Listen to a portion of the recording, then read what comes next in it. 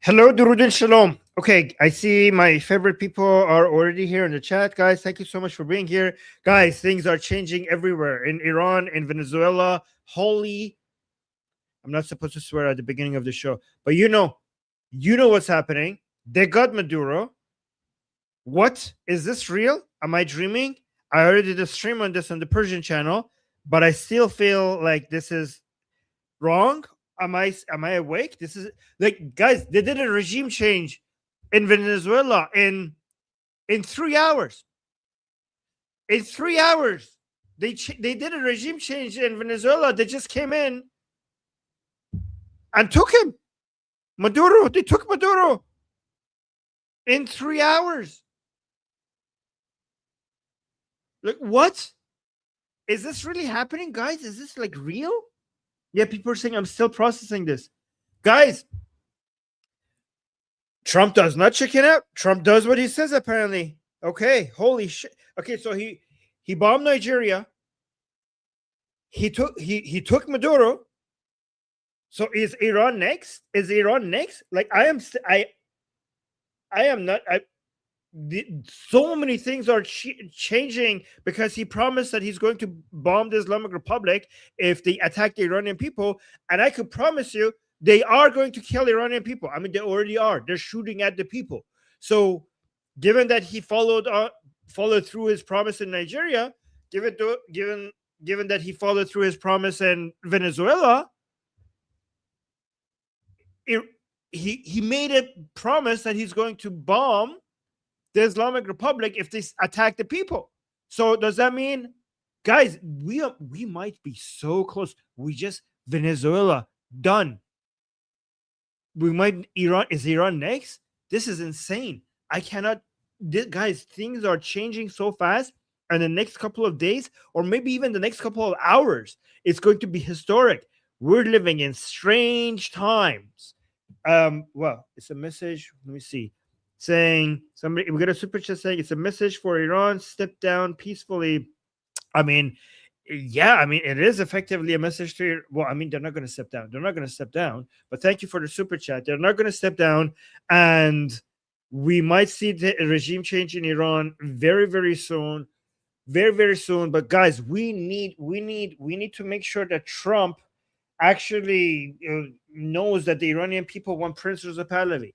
I have started a campaign on the Persian channel where people record themselves thanking Trump and sending their videos, posting their videos thanking Trump and mentioning Prince Reza Pahlavi. Because, guys, the thing is, in Venezuela, Trump just came out and said that Machado is not very popular, and I'm going to put my own leader in Venezuela for the meantime, for the transition period. And he picked like somebody who was working with Maduro in charge. So that is worrying, because is Trump going to, if the Islamic Republic falls, is he going to come and pick somebody from the Islamic Republic to put in charge? And is he going to ignore the Iranian people's wish to have Prince Reza Pahlavi in charge? So I don't know, but we need more Iranians to come out and tell Trump that they are thankful that he's supporting them. And so this is, for example, here.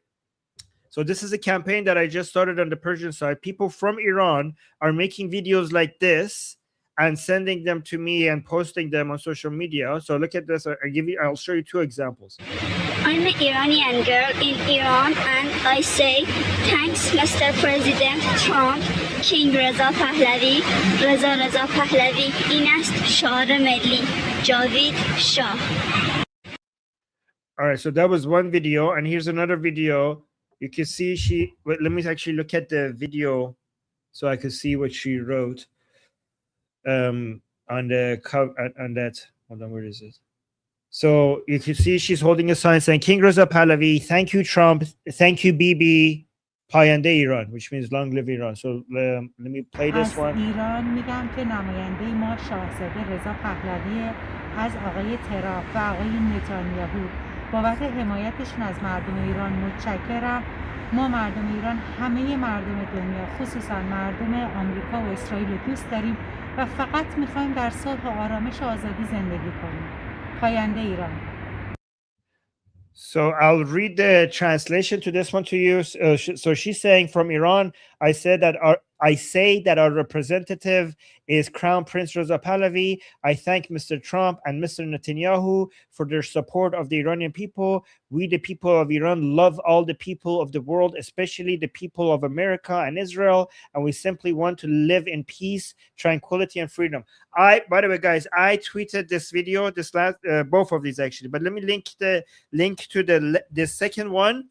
I will link to the second one. Please go ahead and retweet that. I put the link to that in the chat. Okay, my Twitter account is Armin Navabi, so I put the link in it. But please retweet that because I need more people to see that. I need these videos, some of them, to go viral so that maybe Trump will see them.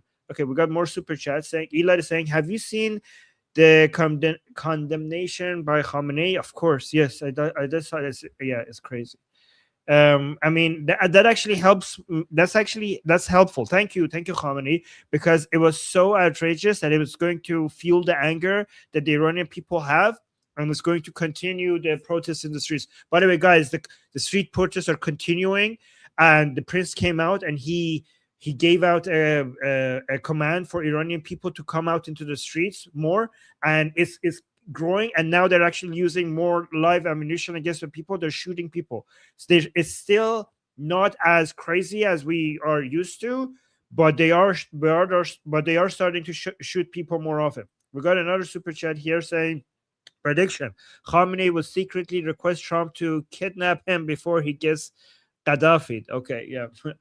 I mean, knowing what I know about Khamenei, I don't think so, but yeah, anything is possible. Amir, Goldie is here. Okay, we'll get to Goldie's super chat as well. Amir saying Trump support is such a bless. Yes, it is. It is. It's but I hope he mentions Reza Pahlavi. I hope he mentions his name, because we Iranians are a little bit worried that in Venezuela he's dismissing Machado. Okay, so we're hoping that doesn't happen to us. Okay, so Amir is saying Trump support is such a blessing. Yeah, at the 2009 revolt in Iran, Obama sided with the IRGC. God bless America under Trump. Yeah, actually, Trump support for the Iranian people is the most America has supported the Iranian people ever. So we really appreciate that. We are really grateful to that, but we need to make sure he also mentions and basically recognizes Prince Reza Pahlavi as a representative of Iranian people. That's the next step. That's what we need to do. In fact, Goldie, can you put out a video directed at Trump? So Goldie is here. Let me read her super chat. So Goldie is saying, we must now focus on letting... Yeah, exactly. She agrees. Goldie agrees with me. Guys, look at this. Goldie is saying, we must now focus on letting Trump know who Iranians want to lead Iran, aka King Reza Pahlavi. Thankfully, Rubio and Netanyahu, no Iranians want Pahlavi. That is true. What I'm worried about, here's what I'm worried about. Oh, by the way, Goldie, do you want to join me? Link. I will give him a link to Goldie in case she wants to join me. Link Goldie. Goldie, would you join me if you... Here, let me send the link. WhatsApp Goldie. Yes. Oh, here. Oh, yeah. Oh, Goldie, I just saw your WhatsApp message right now. Sorry. I can't join. Oh, she can't join me right now. Okay. But Goldie is watching. All right. So here's what I'm worried about. And I wonder if Goldie agrees with me on this one as well or not. Right? You guys could comment as well. So what I'm worried about is that the prince is always looking for the best interests of the Iranian people. Prince Reza Pahlavi is always looking for the best interests of Iranian people. So he's not going to sell out our natural resources to America. Okay? But I think Trump is going to side with the leader who is going to offer him the most from Iran. And I think that there are people within the Islamic Republic that are willing to become the replacement of Khamenei, and they are going to be willing to give to Trump more than what Prince Reza Pahlavi would be able to offer from Iran. That is my worry. that Trump is going to like more oil and gas. This is like, let me know if you think that worry is legit, like a legitimate worry or not. Like they're just going to basically just give the whole thing. They're like, here you have it all.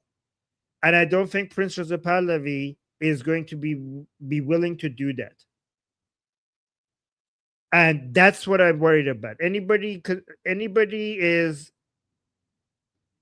shares my concern, because in the same way that Prince Reza Pahlavi is Iran first, Trump is America first. So if Prince Reza Pahlavi is Iran first, and he's not just going to give up our natural resources to America, well, Trump is America first, and he's going to want to pick the leader for Iran who's willing to give up the most from Iran. So that is something that I'm scared of right now, and I don't know. I don't know. This is why we want to keep putting videos like these from Iranians thanking Trump and also telling Trump that Prince Reza Pahlavi is a representative. So we need to see some positive. We need Rubio. We need to get Rubio to convince Trump that Prince Reza Pahlavi is the solution. And that's what the Iranian people want. Because this is very concerning that in Venezuela, Trump is dismissing Machado. He came out and said Machado doesn't have that much popular support in Venezuela. I mean, she won the elections. She has the most support. Like, why? And what do you mean? What do you mean? So this is worrying, guys. This is kind of worrying. Let me see. We got a super chat saying what you're saying is IRGC will manipulate Donald Trump's realism. Yeah, they will just sell Iran. They will just sell Iran to Trump to be able to stay in power. That's what they would do. That's actually just that's what I'm. You keep telling me what you think. So we appreciate Trump attacking the Islamic Republic, but we also need him to recognize Prince Reza Pahlavi. Let's just watch this for a bit, and I'm going to read your comments to see what you guys think in the realism. I don't know. I don't know. Okay, I'm going to read your comments while watching this news, okay? Mass protests in Iran now entering a sixth day in a row. Thousands are taking to the streets over... Yeah, somebody in the chat said Trump said that the USA would run Venezuela for a while. Yeah, under the leadership, like using somebody within Maduro's administration. They're going to put somebody in Maduro's administration in power instead of just giving everything to Machado for the transition period. Like what? Like that's not good. We don't want that. I hope they don't have a similar plan for Iran. Spiraling economic crisis there. President Trump, meantime, posting a stark warning to Iran's leadership early this morning, saying if the regime kills peaceful protesters, the U.S. would intervene, and that American forces are locked and loaded. Lucas Tomlinson is in West Palm Beach, Florida, with the very latest strong words from the president this morning. Lucas. Indeed, Julie. Good morning. These protests have been growing nationwide in Iran. Oh, but guys, let me show you another video sent to me from Iran. Watch this one. Watch this. What do you guys think this video is? This was sent to me on Telegram. با سلام مردم شریف ایران در So he's saying salute to the honorable Iranian people. استمرار خود در خیابان‌ها دست نکشید. Don't stop occupying the streets. Keep the streets occupied. اکنون که تهران به پا خواست شما هم نیز در خیابان‌ها بمانید. نیروهای Now that Tehran has risen, you should also remain in the های street. گارد جاویدان در کنار شماست. ما نیز به The Garda Javidan, called the Eternal Guardian, is basically the name of the protectors of Iran. So the people who are fighting right now, they call themselves Garda Javidan, which means the Eternal Protectors. The Eternal Protectors are fighting. کنار شماست. ما نیز به حمایت شما در خیابان‌ها نیاز داریم.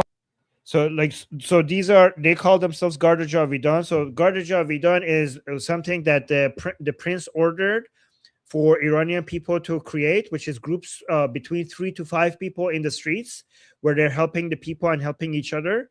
So this is one of those groups. This is a group of 3. So for preparing for these days, the prince had a plan. He put out a booklet for creating groups of Garda Javidan, which is called the Eternal Guardians, right? It's a reference to something that Iran had in ancient times, right? So this is one of those groups, and he's saying that we're going to come to your help. When you come into the streets, we will help you, and you should help us as ما نیز well. به حمایت شما در خیابان‌ها نیاز داریم. ما سپر شما مقابل گلوله‌های دشمن خواهیم. So he's saying we will be your shields in front of bullets. و هشدار گارد جاویدان به نیروهای سرکوبگر.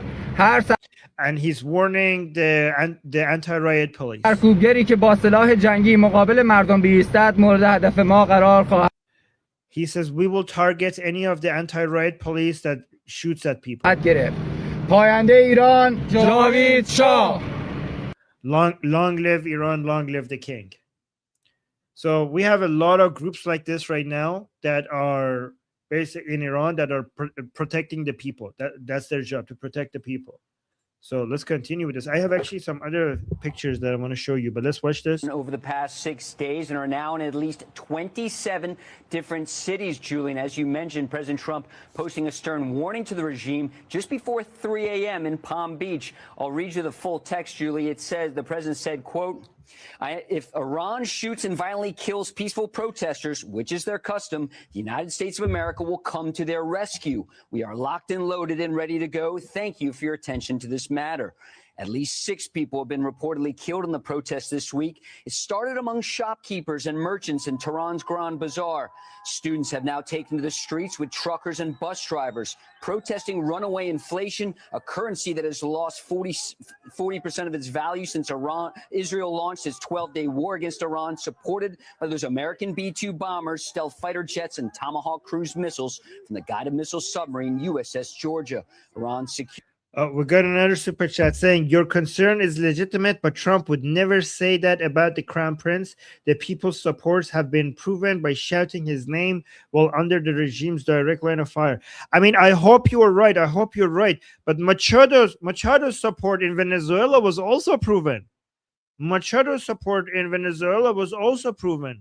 So, I mean, I hope you're right. I'm not saying you're wrong, but Trump dismissed Machado's popularity in Venezuela, even though that has been proven as well.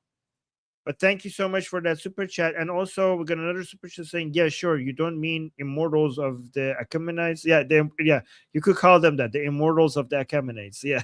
Okay, thank you for the super chat. Secretary of its National Security Council responding to Trump in a post of his own saying, quote, Trump should know. Yeah. Neil Bunny say, I can't believe that they're still saying it's about the economy. Yeah, what the way that they should be framing it is that the latest economic collapse sparked the most recent round of protests, but none of the chants, not a single one of the chants is about the economy. All the chants are about regime change, not about improving the economy. So the economic condition was the spark for the recent round of protests, but the request is 2 things. There are 2 requests. Well, there's no request actually. The fight is for 2 goals. One, to remove the Islamic Republic and all of their ideology, all the what we call the 57 the 57 people, all right? So all of that ideology and to bring back Pahlavi to Iran. More importantly, it's not about just removing the Islamic Republic. It's also about bringing back Pahlavi. Okay. Oh, we got another super chat saying Delta saying we should not trust Trump. Israel, yes. Trump, no. Yeah, we shouldn't. We shouldn't trust him, but we shouldn't completely trust him, but we shouldn't dismiss him either. He's the most powerful man in the world, and we should try to gain his favor. We should try to be on his good side. So it's not about trusting him. It's about we cannot dismiss him. It's not about trusting him, but it's honestly, he's America. We can never dismiss how powerful. Guys, they did regime change in 3 hours. They did a regime change in Venezuela. We thought that there was going to be some fight or something. Nothing. They just went and grabbed him. He was in his sleeping clothes. He didn't even get the chance to go to his bunker. He had this metal room that he goes to, And look at they were so fast that when he got up from his bed and he walked towards his like middle bunker or whatever the hell he has, he wasn't able to shut the door. They got in and stopped him from shutting the door before he actually managed to get in. Like, how long does it take for you to get up from your bed and go to your room and then shut the door? They were like, they got there right in time and they stopped them from shutting the door. Like, this is impressive, guys. Like, America is impressive. So we need like, everybody needs, it's not we, everybody needs America. You need to be on, it doesn't matter who the president is. You need to be on the good side of America. That American interference in this internal issue is equivalent to chaos across the entire region and the destruction of American interests. The American people should know it was Trump who started the adventurism. They should look at. Oh, this motherfucker. This is Ali Larijani. He's one of the closest people to Khamenei, right?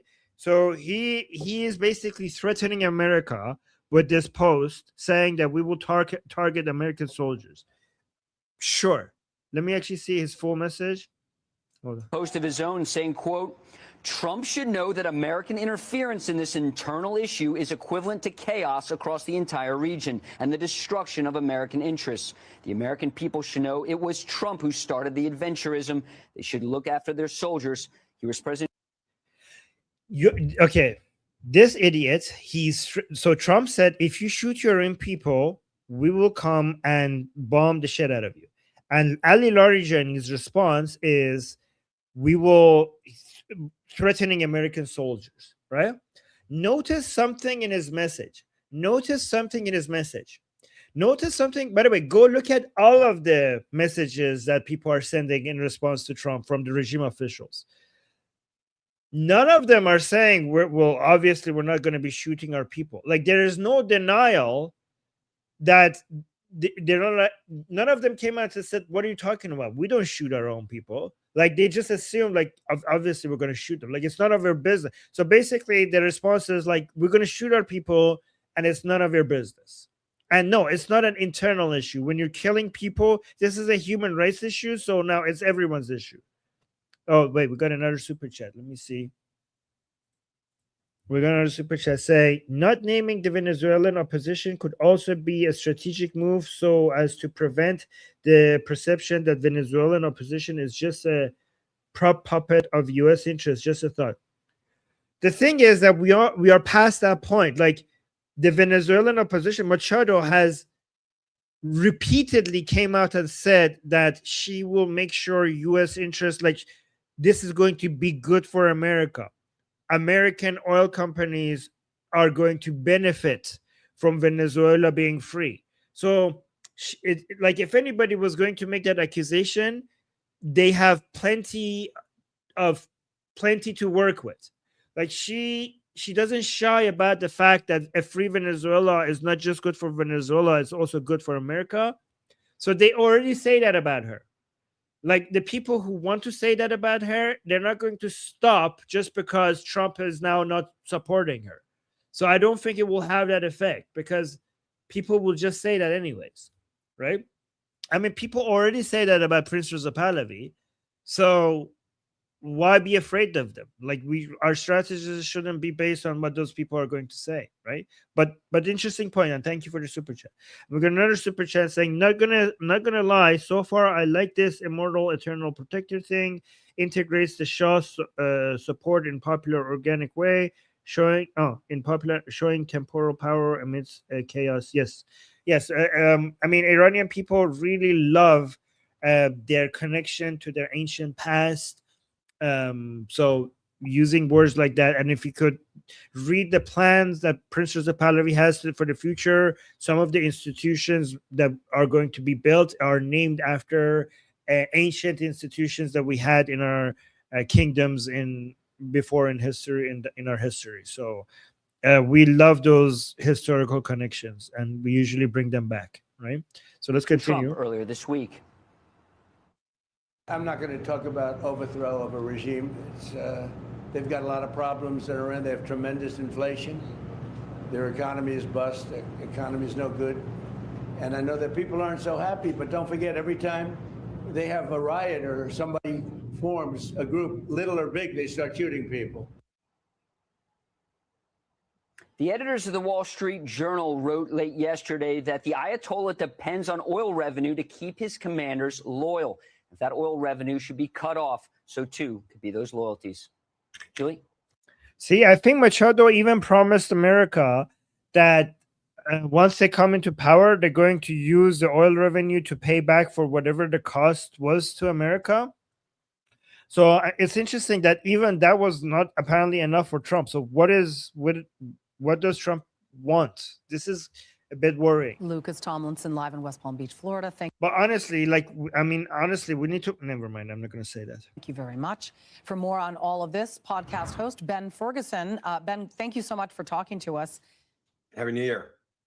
What do you think of the president's strong words? I admire the fact that he is taking precautions before the killings could potentially start. And, in his post, he essentially says, this is their thing. This is what they do. So warning preemptively that if you do anything, the U.S. will hold them accountable. You got to love that.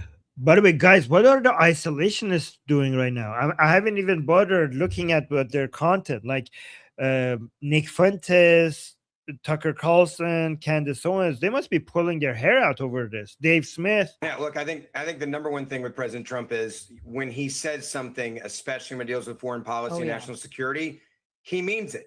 And he means what he says here. I think he understands that the people there are going to be a target. I think he understands that we have the upper hand on oil. I think he understands the embargoes that are real. And we've seen this with Venezuela.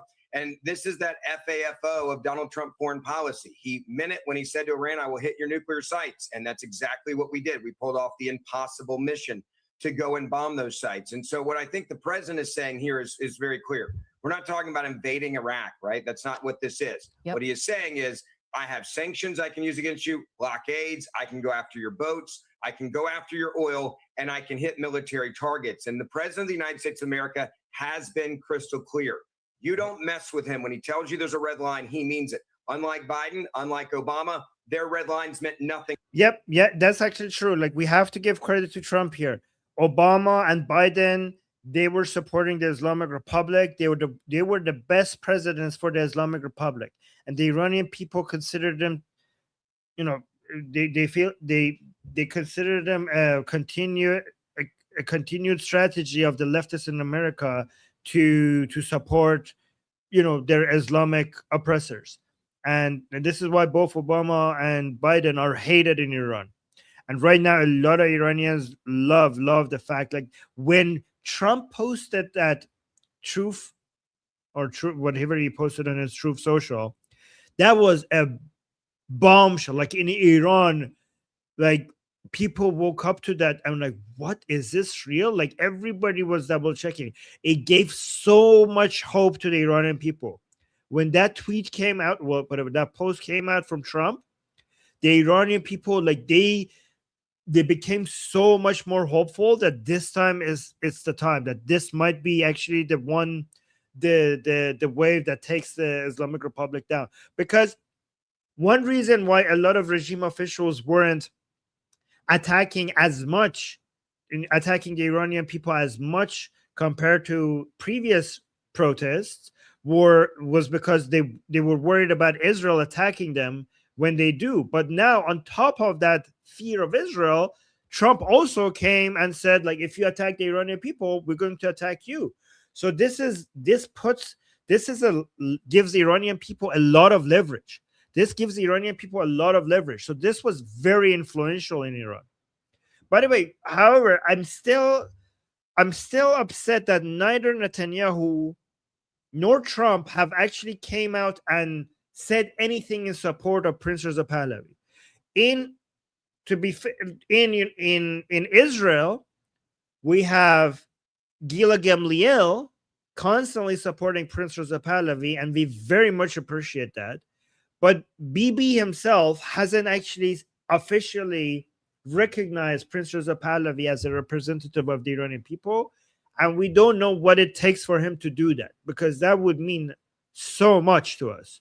And in the United States, we haven't had a single person, a single politician officially recognizing Prince Reza Pahlavi as a representative of the Iranian people. And we really need that. We do really need that. So let me know what you think needs to happen for them to do that. To the world. Donald Trump's red lines clearly mean something, and you have a very quick history. You can learn just how serious he is. And I think Iran should listen up. Yeah. It depends on whether or not they're going to actually listen. We hope they do. The Wall Street Journal editorial board writing this, quote, the State Department is issuing messages in Farsi to Iran, but the Iranians risking their lives deserve meaningful support. This can mean restoring internet access when the regime cuts it off, unmasking regime thugs, and much more. Aaron McLean, retired Marine infantry officer, echoed that statement earlier today. Listen. Well, before we listen, we got another super chat saying, Masood is saying, Trump stopping Bibi due to fears of chaos, but going ahead himself with freezing Venezuela, with freeing Venezuela when it seems like he doesn't have a clear alternative for them. Politics baffle me. Well, the explanation for that, Masood, is that he keeps going between what Qatar has to offer him and what Saudi Arabia has to offer him, or what Israel has to offer him, or what the people who will be in power in Venezuela and Iran have to offer him. So if he notices that Qatar and Saudi Arabia have a better deal for him, he sides with them. But all of a sudden, if the other side's offer seems like more, better, it seems better, then he's going to switch sides to that. So he just wants a really good offer for what works for him. That's the way I read it. You just have to make him a good offer that he can't say no to. And then we got another super chat saying, I think it would take an economic and security guarantee that Prince Reza Pahlavi's return would be 100% safe for U.S. backing. I don't know what that looks like. Looks like though. I think for Trump, it takes more than that. My guess, you're right, you're completely right, but I think for Trump, he wants a good oil and gas deal. He wants a good, he doesn't want to just know that it's going to be a security guarantee. He also wants to know who is going to give him the best oil and gas guarantee. I think that is also part of it. Let me know what you guys think. As the president's own comments imply, words are probably not going to be enough. We've been down this road before. These protests tend to have tragic endings, and it may be helpful for the United States to take action in support of the protesters. All right, so he's talking about it may be important for the U.S. to take action. Does he mean preemptively before Iran gets a chance to harm protesters? What does he mean by that, you think? Look, I think there's a very good chance of that. I also think that what Donald Trump, his core policy with Iran is, this is a murderous regime. They want to kill Americans. They want to take on America. They've declared they're already at war with America. And so if that is the playing field, then we are going to be more proactive, the same way we were with the Iran nuclear deal. We're not even going to let you get any closer. We're going to go before him preemptively and take it off the table. I also think the president understands that's the way that you have a more peaceful ending. And a peaceful resolution is if you go and you say, here's the line, you crossed it, we just did what we said we were going to do. Do you want to keep doing this? And that would destabilize Iranian's regime. Now, there's many on the left, they believe that Iran, if you go and destabilize, that's somehow bad for the Middle East. I disagree with that. I think they are a terrorist organization. The regime clearly supports state-sponsored terrorism. The attack on Israel is a perfect example of that.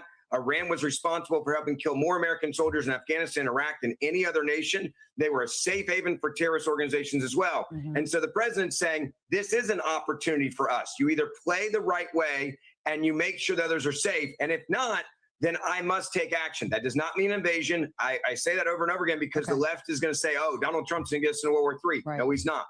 Okay. I mean, how could you go to World War III with a country that their leader could be captured in 3 hours? We got another super chat saying, are the Iranian people also aware of right-wing snakes like Carlson and Nick Fuentes? Well, my audience does because I constantly talk about them there. But yes, they know somebody. Yes, yeah. I actually introduced Nick Fuentes to my audience on my Persian channel, and they were horrified. They were horrified. They're like, what the hell is this? We thought the right-leaning people were the sane ones in America. And okay, so Nick Fuentes, that have no problem that they would be kept slaves just because it hurts. What? Like Nick Fuentes, that have no problem that they would be kept slaves just because it hurts. I don't understand the second part of your sentence, but I think I got the gist of it. And yes, some of them do, some of them don't. And my audience does know them. My Iranian audience in Iran knows them. By the way, I have a pretty decent sized audience in Iran now on my Persian channel. Also, let me see. We got another super chat by BT June saying, 1, Trump and Bibi not naming Reza helps him less opposition from their enemies. No, not really. They already call him a Zionist and a Western puppet. And the people who oppose Prince Reza Pahlavi, they're not going to stop opposing him. So there's no point trying to, like, if you think this gives them ammunition, they're already anti-Pahlavi 100%, and they're not going to change on that. So it doesn't make sense to worry about it at all. Like, oh, maybe they're going to be helps the opposition. They already go after him 100%, and they always make accusations that he's a Zionist puppet and a Western puppet. So that's not going to change anything. So one, but it's a good question.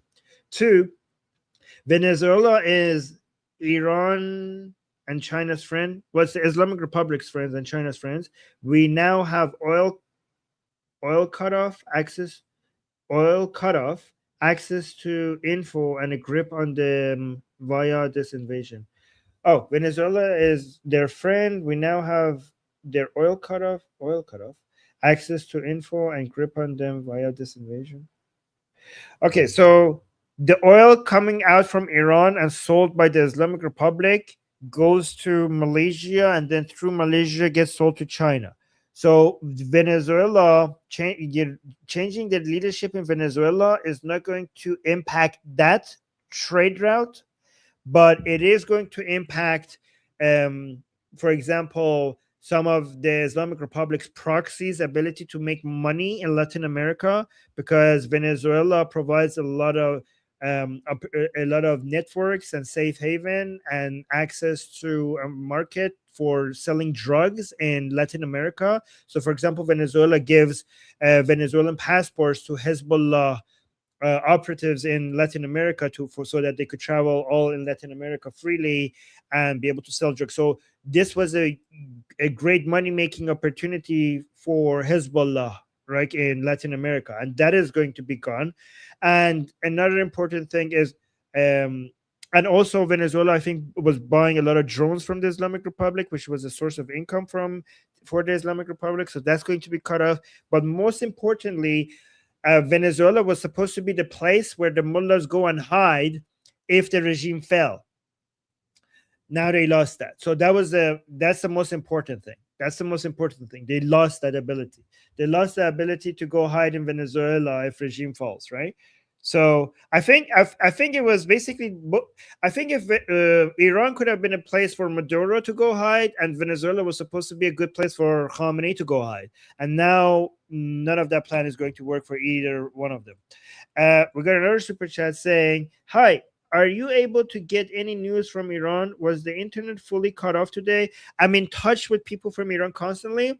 I was after my live stream in Iran."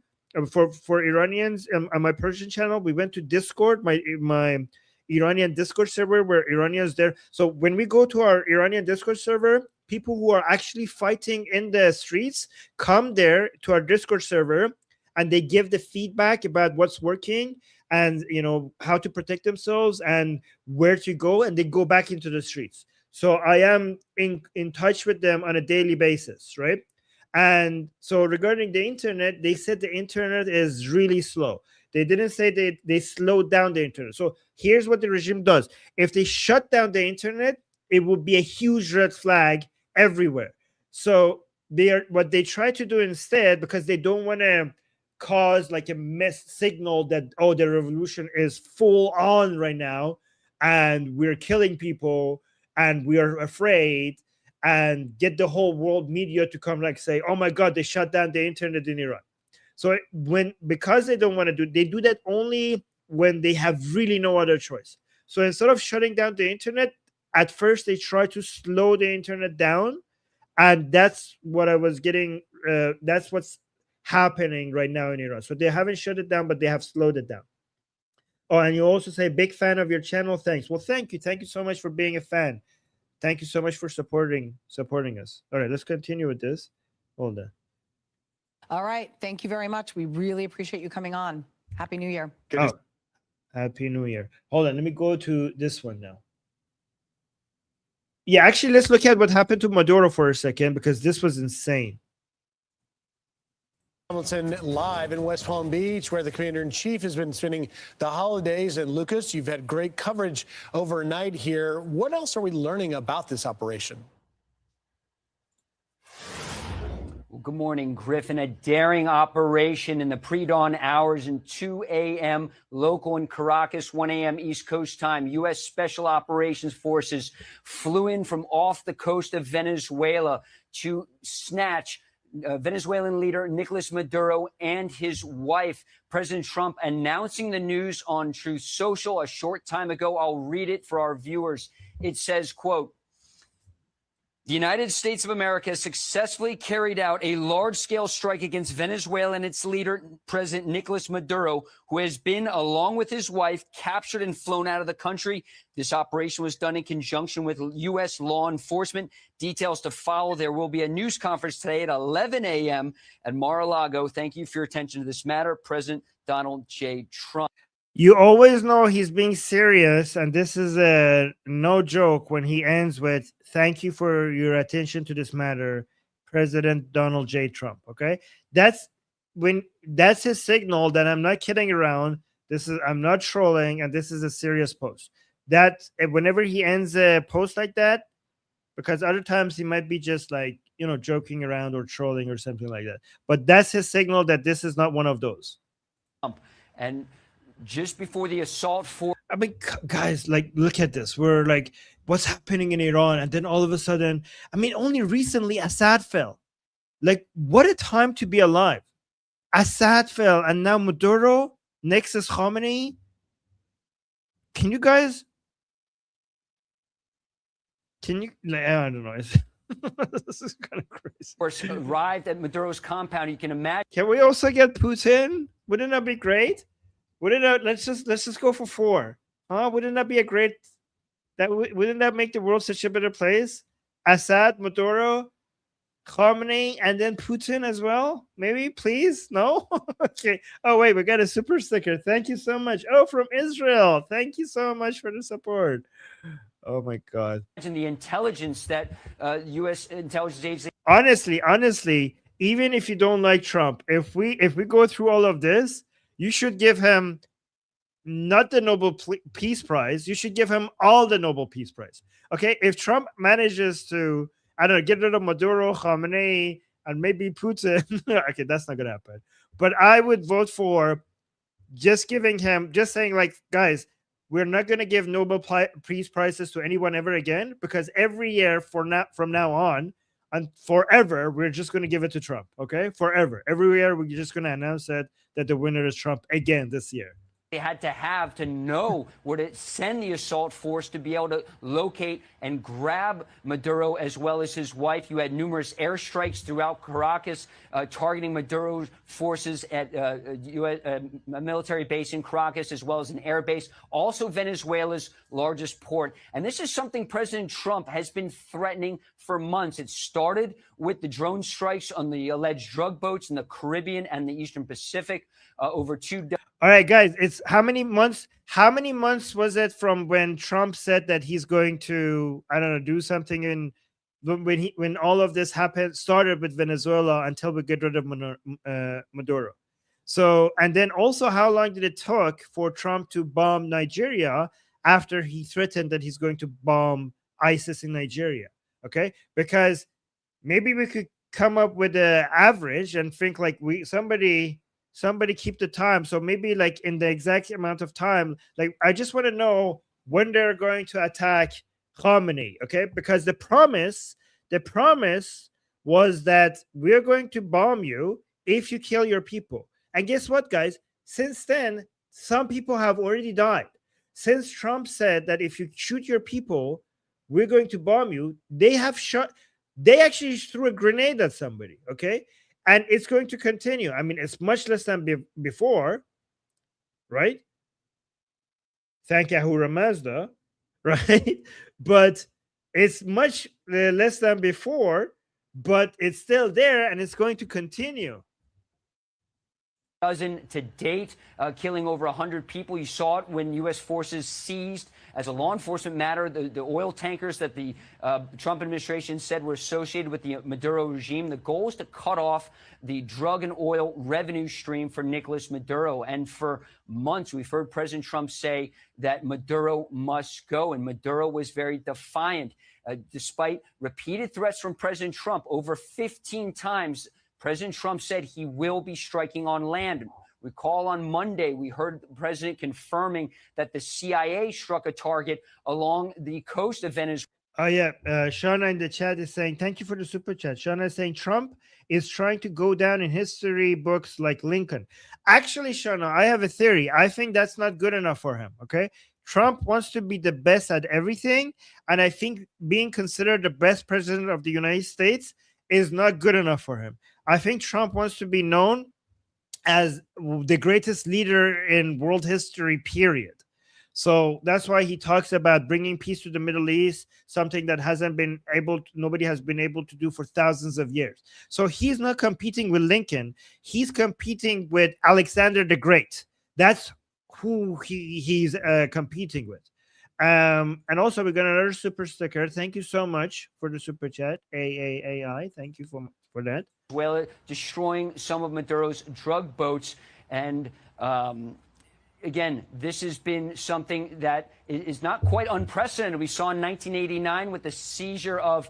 yeah, but Iranians say, you mean Cyrus the Great? Yeah, I mean, as an Iranian, I would say like Cyrus the Great, but Westerners know Alexander more than Cyrus the Great. And we're going to change that, by the way, okay? I know Alexander the Great is known worldwide more than Cyrus the Great, but once we free Iran, we're going to change that, okay? Well, Noriega from Panama. This is something that the president wanted. We had not heard from President Trump, almost shades of Operation Midnight Hammer when those B-2s struck Iran. We haven't seen President Trump over the past 2 days. We heard from him on New Year's Eve. It was interesting. A reporter asked the president what his goal was for this coming year. He replied, peace. Well, for the President Nicolas Maduro, he didn't get that. Now, we did hear from Maduro yesterday, guys. He sounded like he was almost pleading in an interview done from a car, believe it or not, saying he was almost begging the Trump administration for a deal with oil. Of course, many American oil firms were kicked out of Venezuela decades ago. We've heard from President Trump in recent days saying he wants that oil back and the company's in. Well, and it's excuse me, pretty clear, Lucas, that the clock had run out for Nicolas Maduro to come to the table despite that interview. Oh, we got an interesting super chat. Okay, Nail Bunny, thank you so much. Saying Trigonometry's interview with Venezuelan economist Daniel D. Martino was very informative. He hates socialism and loves America. He welcomes invasion. Well, okay, so did he use the word invasion? Because I think like usually they would use, because they would consider the country to already be invaded. So I think, did he use the vocabulary invasion? Because invasion is already happening by Maduro. But yes, I mean, I could tell, I'm almost sure that most Venezuelan people hate socialism and communism. In the same way that people in Iran hate Islam because of their experience with Islam in power, I would bet that people in Venezuela hate socialism and communism because of their experience with socialism and communism. And honestly, you don't even have to be an expert economist to understand how destructive socialism and communism are. But thank you. I actually need to look. I need to watch that. You know who should trigonometry have on? Prince Reza Pahlavi. That's who they should have on. And we got Donald the Great. Thank you so much for the super chat. Thank you, Kinga. All right, let's continue. That he did. Lucas, we're just getting a tweet this morning from Senator Mike Lee, who is saying just got off the phone with Secretary Rubio. He informed me that Nicolas Maduro has been arrested by U.S. personnel to stand trial on criminal charges in the United States, and that the kinetic action we saw tonight was deployed to protect and defend those executing the arrest warrant. This action likely falls within the president's inherent authority under Article 2 of the Constitution to protect U.S. personnel from an actual or imminent attack. It's interesting as we read that, Lucas, the vice president, Delcy Rodriguez of Venezuela, took earlier to state TV in Venezuela demanding proof of life of Maduro. But it's pretty apparent that it's unclear who is running that country right now. You're looking live at some of the strikes that were carried out there. Do we have any more indication about who is running the country there now, and whether or not any of the other individuals like the vice president and others associated with Maduro's regime may be targets still? What's notable, that statement from Venezuela's vice president confirming the news from President Trump that President Nicolas Maduro and his wife were seized by that American assault force, likely either the Delta Force or SEAL Team 6, flown with the 160th. By the way, his wife was also involved, so she's a criminal as well. And apparently they're going to keep them in America. Apparently, is that true, guys? I heard some of my friends in Iran saying that they're going to keep him and his wife in America. He's in New York right now, I think. They're going to keep him in American jails. They're not going to send him to Venezuela. Special Operation Aviation Regiment, the Night Stalkers, the most elite pilots in the world. It's notable. We saw the video of those U.S. Army helicopters flying low over Venezuela under the cover of those airstrikes in darkness, that you didn't see any Venezuelan surface-to-air missiles or AAA anti-aircraft fire. And it's notable, Griff, that I spoke to Elliot Abrams, President Trump's former special envoy to Venezuela recently. Guys, this was pathetic. Venezuela, they couldn't even, did they even try to defend themselves? They just walked right in, oh, okay, I'll just take that. Bye. Hi, we'll just take this guy. Bye. There was no resistance. There was nothing. Oh my God. All the enemies of the Western classical liberal order, they're just all paper tigers. I hope if it comes to China, they're also this much of a paper tiger. Look at Russia when they attack Ukraine. We were all shocked. What the hell is this? How pathetic and weak Russia is. And then we saw with Hezbollah, with Hamas, with the Islamic Republic, with their fight with Israel, and now Venezuela. There's nothing there. Guys, we're dominating. We're dominating. The Western liberal order is dominating. All our enemies are pathetically weak. The Islamists are pathetically weak. The communists are pathetically weak. The woke right, I mean, we have already destroyed them a long time ago, so we don't need to worry about them. It's just China. Is China also a paper tiger? Oh, hold on. We got another super chat saying, Shana is saying, they are having the trial in America for crimes against the people, for what I understand. Good. And keep him there. Don't send him back to Venezuela. I hope they keep him there forever. That's amazing. Oh my God. These people are criminals. He said this was a... By the way, Israelis, you guys are happy?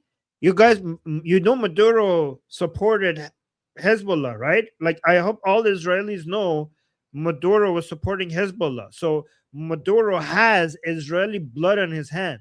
So Israelis should be celebrating this. Showdown between President Trump and Nicolas Maduro, and there could only be one winner.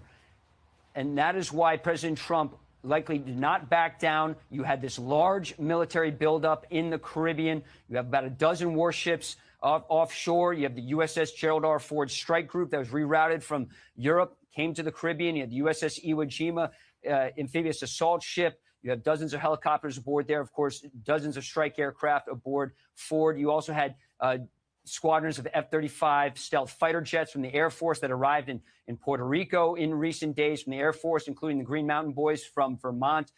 You also had the Marine Corps F-35 Bravo version also on the ground in Puerto Rico. She had this large armada and firepower assembled. You had KC-135 refueling planes in the Dominican Republic. President Trump offered no indication that he was backing down from his threat. And President Trump, when he makes these threats, typically follows through. And that's what we saw in the pre-dawn hours. So, yep, if he's following through, he's going to follow through on Iran as well. It seems like. This morning. And by the way, guys, the Epstein files really helped us out here. The Epstein, people are like, what does this got to do with the Epstein files? The Epstein files really helped us out here because my theory is that the isolationist MAGA started, the isolationist part of MAGA who hate Israel, they didn't have much ammunition to attack Trump over his support for Israel. So they used the Epstein files instead. So they were the isolationist anti-Israeli part of MAGA. They were so pissed off that Trump got involved with supporting Israel in the 12-day war. And they saw that attacking him over that is not making Americans. So most Americans didn't give a shit. Most Americans didn't give a shit that Trump went and got involved in the 12-day war. And they were trying to make the Americans give a shit, but Americans were like, meh, I don't care. So they noticed that the Americans do give a shit a lot about the Epstein files. So they started accusing Trump of all sorts of things over the Epstein files. And Trump hated that. So Trump basically had a divorce from the isolationist anti-Israeli part of conservatives and went closer to the neocon Marco Rubio parts of the conservatives. And that ended up working out for us. It ended up working out for Israel. It ended up working out for the Venezuelan people. And hopefully it works out for the Iranian people as well. Because look at him. Look at him go. He's just like bombing Islamists and communists wherever he finds them, which is great. Again, there could only... Oh, wait, we got two super chats. Shana is saying it would be epic to have a Venezuelan American lawyer prosecute the case, especially if it's broadcast online. So much popcorn. Given that Trump is a TV guy, I think he's going to make it public. He's going to make it live, maybe. Okay, but that's going to be great for YouTube live streamers. Okay, I think that would be a dream come true for all live streamers if this is actually going to be broadcasted live. And then we got another super chat saying playing Iran is the background goes hard. I don't know what that means. Oh, play a Iran. Oh, that's Persian. Playing a Iran in the back. A Iran, a Marzaporgahar. Okay, yeah, that's it. Playing a Iran in the background goes hard. Yeah, but I might get a copyright strike. I don't know. Okay. So thank you. And then Mosey saying, I'm happy for Venezuela, but I hope this doesn't take attention away from Iran and allow the IRGC to massacre people while the world is distracted. I don't think so. I think it actually is going to make the IRGC take Trump's threat more seriously. And I think if things goes well in Venezuela, Trump is going to get encouraged to also be involved in Iran. I think so, but we'll see. You might be. I mean, that's a legitimate concern. And thank you so much for the super chat. Be one winner in this showdown, and it was not Venezuela. Guys, you want a pro-Shah song? Okay, I'll play you a pro-Shah song. Okay, hold on. Listen to this. This is I don't know if I should translate it for you guys or not. Should I translate this for you guys? Wait, listen to this. So given that you cannot understand what they're saying, just know that these are footage from Iran during the Pahlavi time. And the song starts by saying, this is a new song that they created. They took another song and they changed it. And it says it starts with the name, in the name of Shah. So instead of saying in the name of God or in the name of Allah, it starts with in the name of Shah. So listen to this.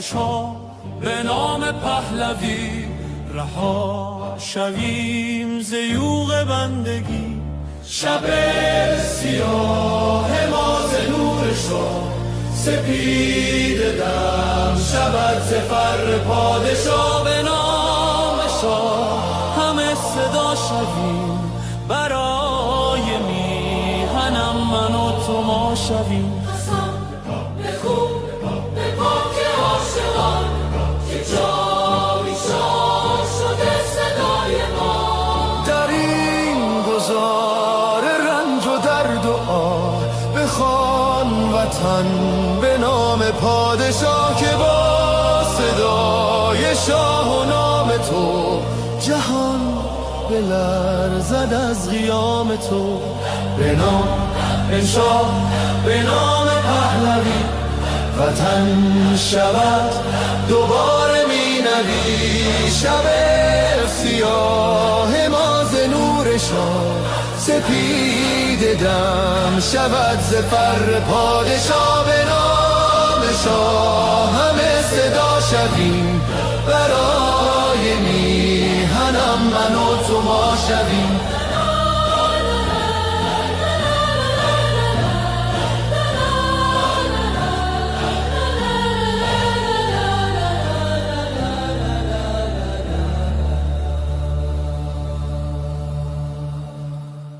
I have probably listened to this 30 times since it came out yesterday. Oh, by the way, let me show you this picture. This is the picture I showed previously to you guys on the stream. This came out, I think, yesterday. This is from yesterday. Two young Iranians are standing, trying to shield their fellow Iranians behind them from the anti-riot police. This is, guys, look at this. This is the type of heroes we have. This is the type of heroes we have in Iran. Somebody in the chat saying free Gaza. Don't worry. If we free Iran, we will also be able to help make a lot of progress in freeing Gaza from Hamas. Okay? That we are going to go a long way in freeing Gaza from Hamas if the Islamic Republic is not funding them anymore, right? Hold on, let me see actually. But I suspect that's not what you meant, and I don't give a shit. Hold on, let me actually bring this one.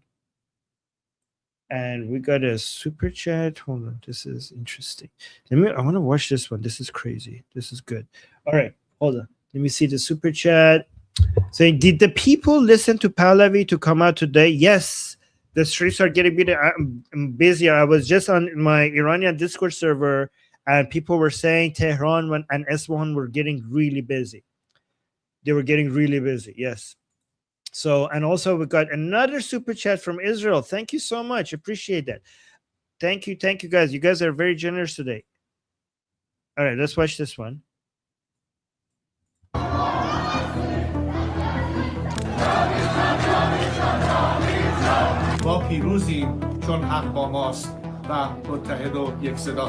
The Iranian dictatorship is collapsing in the streets. From Tehran to Isfahan, from Khuzestan to Mashhad, the entire country is being shaken by massive riots. There is no longer fear in the streets, only angry Iranians who say,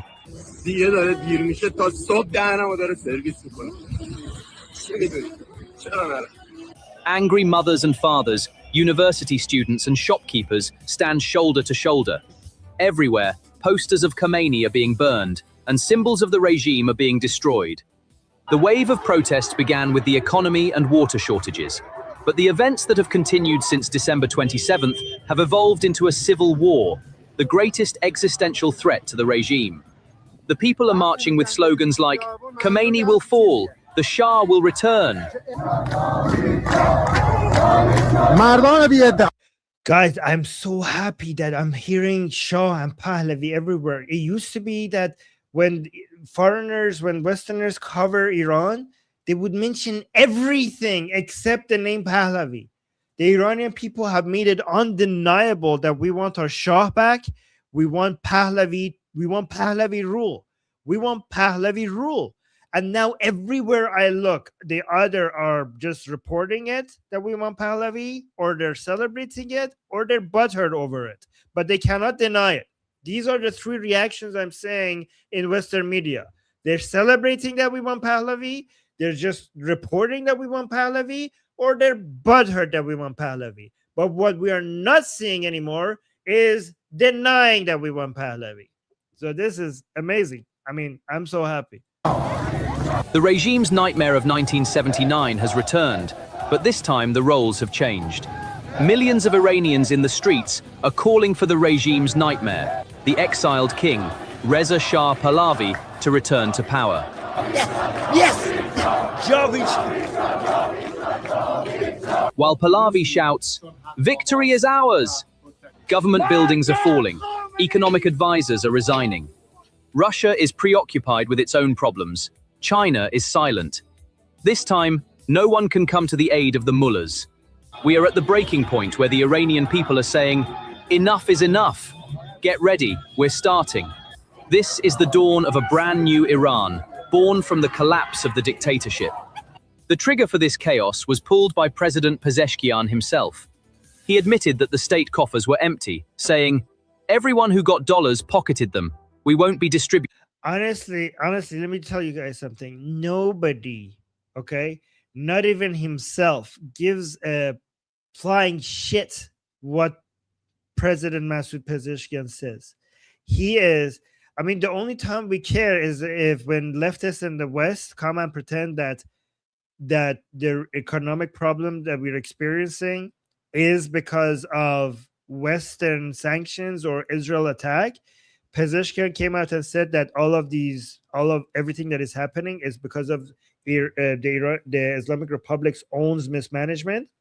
So that's the only time that we use his words to basically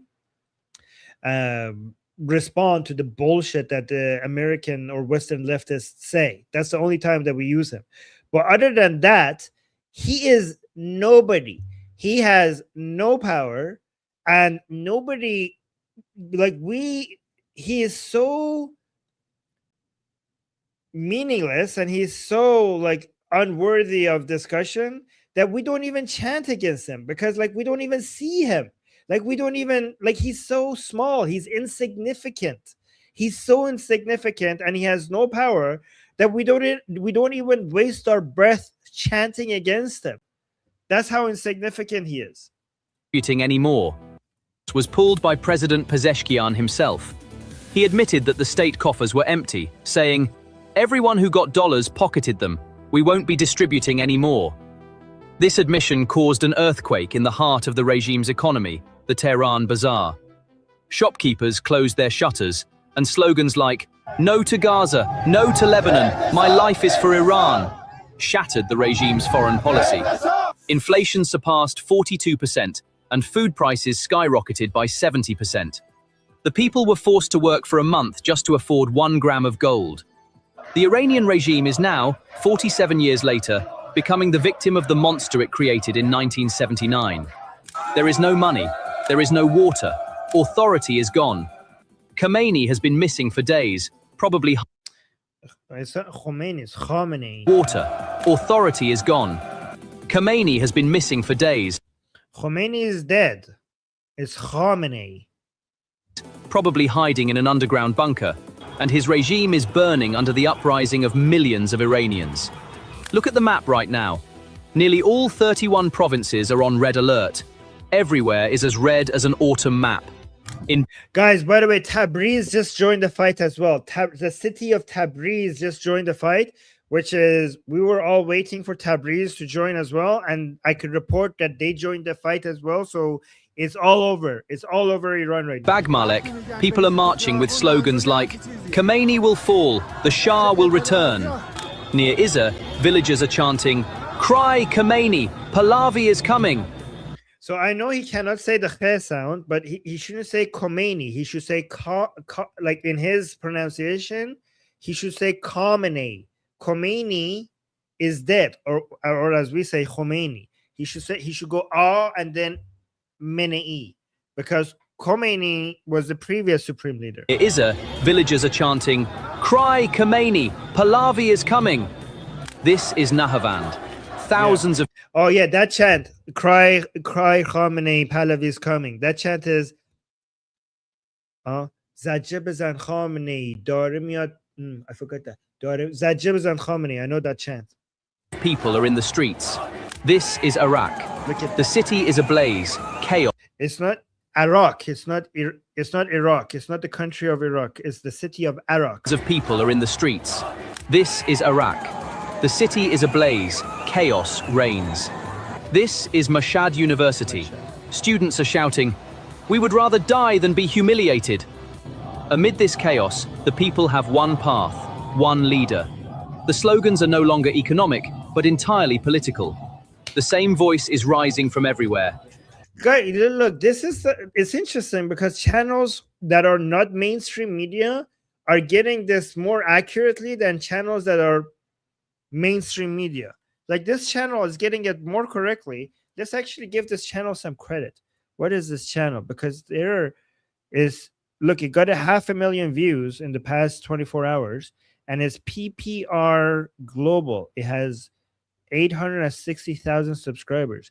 And I honestly, on YouTube, I have never seen a better summary. Like this is a good explanation. Like by Western media, like the mainstream media, even on right-leaning mainstream media, keep making this about the economics. But this channel gets it. Students are shouting, "We would rather die than be humiliated." Amid this chaos, the people have one path, one leader. Oh, you know, actually another channel that will get this properly is Goldie's channel. Let me actually go Goldie, and I'm pretty sure I saw she posted a video. Goldie Khamari. Let's actually, given that we can't have her here because she's spending time with her family, we could just watch this from her channel. Everything you need to know. Okay, so let's watch this one and then we'll watch Goldie's video. The slogans are no longer economic, but entirely political. Yes, exactly. Good job, this channel. Okay, we got a super chat saying, "I know this is not top priority now, but I hope the majestic Asiatic lions that once roamed in Iran now find a home to roar again in free Iran and not just remain emblematic on Iran's national flag." Oh, okay. Oh, that's sweet. Yeah, that's sweet. Okay, thank you. I appreciate that. Yes, okay. Same voice is rising from everywhere. Kavid Shah. Is Javid Shah. Is this AI voice? Javid Shah. Voice is rising from everywhere. Kavid Shah.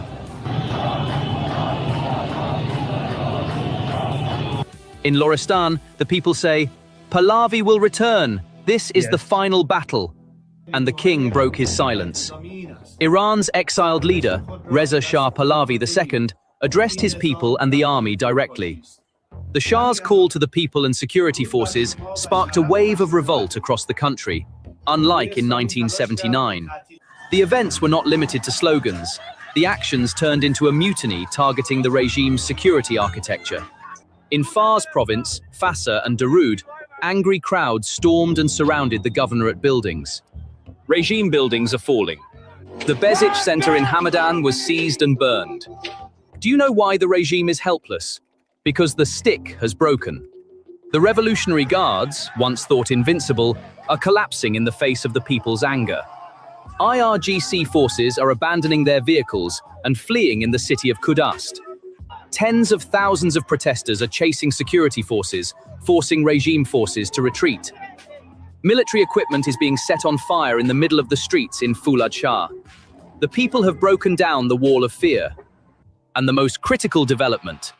Some soldiers are switching sides. Defections within the army have begun. The most terrifying scenario for the regime. This is a mutiny. For Khamenei, this is more than a political crime. Oh, he pronounced it right this time. How come he got it right this time? He was pronouncing it wrong all the time, but now all of a sudden he gets it right. This is a mutiny. For Khamenei, this is more than a political crisis. It is an existential doom scenario. Now, let's take the camera away from the clashes in the streets of Tehran and focus on the global chessboard. the real geopolitical dimension of events, the bigger picture. Because what we are witnessing in the streets of Iran today is not just an explosion of anger linked to gasoline prices or exchange rates. This is the breaking of the weakest link in the global autocracy chain. Yes. In the Moscow-Beijing-Tehran axis, which has for years forced the world into a multipolar order, propping each other up to stay in power, the Iran pillar is collapsing. And this collapse contains one of the greatest ironies of modern history. The Islamic Revolution, which was the nightmare of the Western world in 1979, has now turned into a 2026 model nightmare, a counter-revolution for the Eastern Bloc and autocratic regimes. Khamenei is experiencing the most crowded, loudest, but most helpless loneliness in history. However, this time, there is a major absence on the stage. Russia and China, the big brothers who came to the rescue of the Iranian regime in every social event in the past, are silent this time. Because you know why? Because they don't think that they have any chance. They don't think that the Islamic Republic has any chance. So they're not supporting, they're not investing in something that is going to be ruined. Like they're going to lose all their resources, wasting it on supporting the Islamic Republic anyway. So they're just letting it go, I think. The Iranian regime in every social event in the past are silent this time. The support autocratic regimes give each other is actually based on a brotherhood of survival. They fear the domino effect with a deathly dread, knowing that when one falls, the other will be shaken. So why? Where are Khamenei's big brothers, Russia and China? The answer is simple, ruthless, and just as instructive. The orphanhood. Yeah, somebody in the chat is saying they don't back losers, exactly. And they were never brothers. They were always just using the Islamic Republic. They were never a serious ally. The answer is simple, ruthless, and just as instructive. The orphanhood of autocrats. This alliance was not a union of values or a pledge of loyalty, but a pure partnership of fear and interest. And when the ship takes on water, the captains close the lifeboats before the rats. Russia is currently busy melting its own army in the Ukrainian quagmire and trying to keep its economy afloat under sanctions. Putin has neither a mercenary unit to send to Tehran, nor an air defense system, nor a single ruble to donate. Moscow's logistical and military capacity is so stretched. Thank you, Ukraine. Thank you, Ukraine. Ruble. Guys, we and the Iranian people and Ukrainians are fighting. The Iranian people and the Ukrainian people and Israeli people are fighting on the same side. To donate. And at some point, maybe the Taiwanese would be joining us as well. We don't know. Moscow's logistical and military capacity is so stretched that it can only helplessly watch the collapse of its strategic partner Iran from the Kremlin's windows.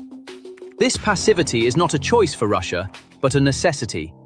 And this collapse means Russia will lose its largest logistical base in the Middle East, the security of the Caspian Sea, and the southern corridor. If Iran falls, Russia's southern flank will be completely defenseless, and its presence in Syria will be logistically cut off. For Russia, Iran's fall would mean the completion of its own encirclement. On the Chinese front, the situation is even more pragmatic, cold, and ruthless. Beijing, grappling with its own economic stagnation, real estate crisis, and internal debt problems, refuses to make political or military investments in a sinking ship. For China, Iran was a That's exactly what we said. source of cheap oil and a stop on the Belt and Road project. In other words, an asset.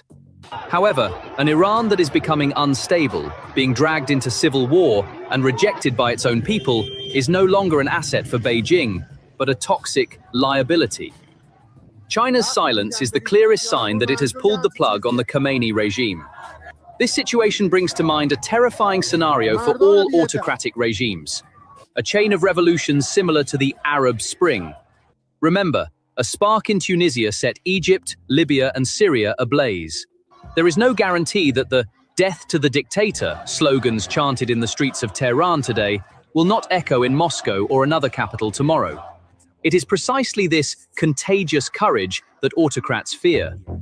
The Iranian people's bare-handed repulsion of IRGC tanks is shattering the perception of an invincible state. The year 1979, with the fall of the Shah's regime, gave birth to a model of theocratic totalitarianism. At the time, this change upset the balance in the region. Today, the pendulum is swinging in the opposite direction. What is happening as of January 1st, 2026, is the revenge of 1979. However, this rematch has the potential to shake not only Iran's domestic politics, but also the global balance of power. Because if Iran falls or undergoes a radical regime change, well, Iran is not falling. The Islamic Republic is falling. Iran is rising. I don't know why so many people say Iran is falling. Iran is rising. Russia's logistical center in the Middle East and China's energy security and Belt and Road project will be compromised. The Iranian regime is actually experiencing the depths of a legitimacy crisis in this process, which it calls an economic crisis. Pezeshkian's confession that whoever took the dollar ate it is the official document of the state's bankruptcy. The people no longer want reform. They want to completely pull the plug on the system. Wow, guys, this AI video, I don't know if it's AI or not, it sounds like AI, but it's getting it more accurately than the mainstream media videos. Like, this is a very important point. This is not about economic reform. This is about regime change. Like, it's impressive that this video is getting the information so much better than even, you know, CNN and Fox News and all of them. At this point, the lack of help from the autocratic bloc is the main factor turning the regime's internal panic into full panic mode. From a historical perspective, this uprising in Iran is a battle between the remnants of the 20th century and the demands of the 21st century. Young people, women, and students represent the clash between an ideological state apparatus and the realities of the modern world. Violence, the regime's only card, is no longer a solution. It is like pouring gasoline on a fire. Exactly. Oh my God, exactly. Right now, the situation is, and I think the regime knows this as well. The regime knows that if it's using violence, is not going to scare people, it's going to make them more angry. It's actually going to increase the crowd sizes rather than decrease it. I think that's true. The fuse of this chaos was lit not by an external intelligence operation or cross-border intervention, but by an economic dagger plunged into the very heart of the regime itself. This is not an external attack, but a case of self-destruction. Yes. It all began with President Masoud Pezeshkian. It's not, it's self-destruction. It's the regime self-destruction. It's not external. Oh my God. I love this video. But a case of self-destruction. It all began with President Masoud Pezeshkian's fatal confession, which drove the final nail into the regime's coffin. Pezeshkian stood before the cameras and declared that the state coffers were empty, uttering a sentence a head of state should never say. Everyone who received the subsidized dollar pocketed it. We will no longer distribute it. This sentence was not a simple change in...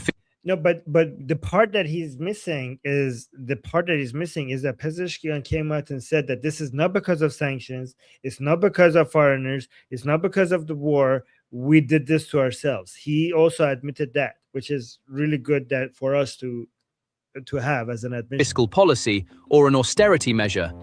It was the regime's official declaration of bankruptcy. By telling its own people, there is no money left in the coffers, fend for yourselves, the state unilaterally terminated the invisible but vital social contract between the citizen and the state. The regime, which for years had bought off the people's anger with subsidies, cheap bread, cheap gasoline, and cheap electricity, admitted it could no longer make these payments, and that... This is what tyrants and communist regimes and fascist regimes live on. Okay, because their economic models never work, so they have to keep giving people subsidies and free stuff. But because that doesn't generate wealth, it only redistributes wealth. Eventually, either they run out and everything will fall apart, or they have to expand their borders and invade other countries and steal their resources. This is why Nazi Germany was forced to go and expand, because the things that the economic plans that these people, like a centralized authority, usually has, makes everybody happy for a short amount of time, and soon that model is not going to work. So you need to actually invade your neighbors to take their resources to be able to continue what you were doing. This is why Putin is like really has to invade Ukraine and Eastern Europe. This is why Hitler had to try to expand its borders. And this is why when you can't do it, this is why the Islamic Republic wanted to create a Shia empire. They wanted to expand they don't believe in Iran, but they wanted to expand their Islamic borders to Iraq, Lebanon, Syria, Yemen, and eventually also take over Israel. Okay, because their economic models only work if they actually manage to expand and take other people's resources. Anger spilled into the streets like a tsunami.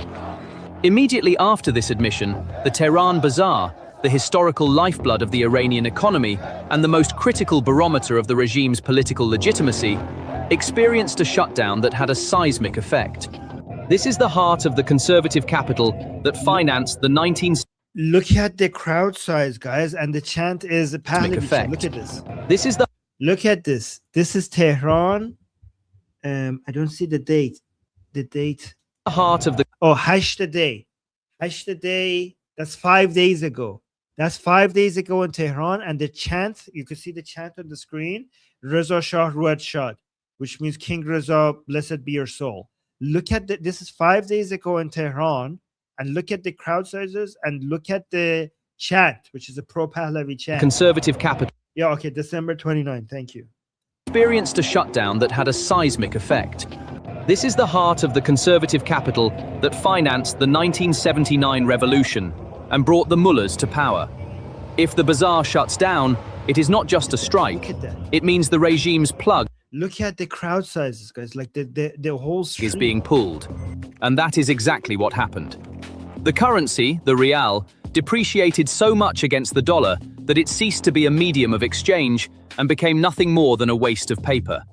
In the midst of this conflagration, the regime decided to raise gasoline prices for the first time in 6 years, effectively lighting a match to the powder keg of social anger that had already been. Yep, and people predicted that when they do that, fuel prices going up is usually a good predictor for when people come into the streets. Yusuf gave us a super chat saying Milosevic tried to create a greater Serbia. Oh, okay, that's a good example as well. Thank you so much for the super chat. Yes, you're right. Been ignited. At this point, another factor paralyzed the regime's capacity to use hard power. An infrastructure apocalypse came into play. The energy collapse. State offices, banks, and universities in 21 of the country's 31 provinces were closed under the pretext of cold weather and energy conservation. But everyone on the streets of Tehran knew that this was not a conservation measure, but a blackout and a loss of control. Power plants were not being supplied with fuel, water pumps were not working, and in critical areas such as Khuzestan, thirst was driving the people to despair. The regime had fallen into a state of failed state, too helpless to even maintain basic public services, its logistical lines severed. President Pezeshkian's panicked replacement of the central bank governor, or his ridiculous promises of cash assistance to the people, equivalent to about $5 per month, were like putting a guys, it was so insane. They were like, don't worry, we're gonna come give you money, and it was like $5 a month. And guys, even in Iran, that's like small money. That's small money. $5 a month. Guys, don't worry, we have a solution. We're gonna give you $5 a month from the government. Okay, wow. I guess we could now pay rents now. Band-aid on a 4th-degree burn patient. The people no longer wanted band-aids. They wanted the gangrenous limb amputated, meaning the regime to be completely removed. The most critical, most crucial finding of our investigation is this. This uprising is genetically different from the 2009 Green Movement or the 2022 Mahsa Amini protests. While previous movements were limited to the demands of a specific segment, namely the middle class's right to vote or women's freedom of dress, the January 1st, 2026 uprising is a massive cross-class coalition united around the axes of hunger and honor. Oil workers are shutting off valves. Students are... And the main difference is that people are not just fighting against something, they're fighting for something. That's the main difference. In the previous revolutions, like waves of revolution that we have had, people were fighting against the Islamic Republic. But in this wave, people are fighting for the return of Pahlavi. Occupying campuses, shopkeepers are closing their shutters, and most importantly, the religious conservative segments considered the regime's base are also uniting under the slogan, Khamenei is a murderer and his rule is illegitimate. This is a scenario in which the regime's social base has been completely eroded. Its ideological legitimacy has been reduced to zero, and only naked, crude violence remains. As a result, January 1st, 2026 is not just a date on the calendar, but the day the fate of the Middle East was rewritten, the day an era ended. In Iran, the sun no longer rises in the east, but from those dark streets, from the eyes of brave women, angry young people and fathers who say, enough! The Khamenei regime is paying the price for its economic suicide, its war on its people, and its arrogance in the harshest way possible, by being consigned to the dustbin of history. That wall of fear has been torn down once, and those bricks can never be put back in place. The flight of the regime's forces, the burning of posters, the calling for the king, the fall of the governorates, all of this proclaims a single truth, an unalterable verdict. Iran has passed the point of no return. The reform table has been overturned. There is nowhere left for Khamenei, the Revolutionary Guards, and this decrepit, rotten regime to run. Nowhere left to hide. The ominous, oppressive silence in Tehran has given way to the cry for freedom of millions. And remember, when a people stops being afraid, there is nothing dictators can do, no bullet they can fire. Iran is marching toward freedom, and no power can stop this march. Oh my God. So, what are your thoughts on this matter? This was actually surprisingly good. I'm going to subscribe to this channel. Where is the video I wanted to see? Goldie, let's watch Goldie. Where is Goldie's video? I had Goldie's video somewhere here. Oh, there we go. Okay, guys. I'm Iranian, and here's every. Wait. This, guys, let's watch this together. Okay, even when Goldie can't make it, we'll bring Goldie here by force.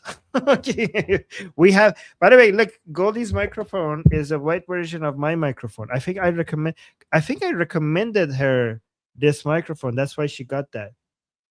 You see, like we have the same mic, but I have the black version. She has the girly version of it.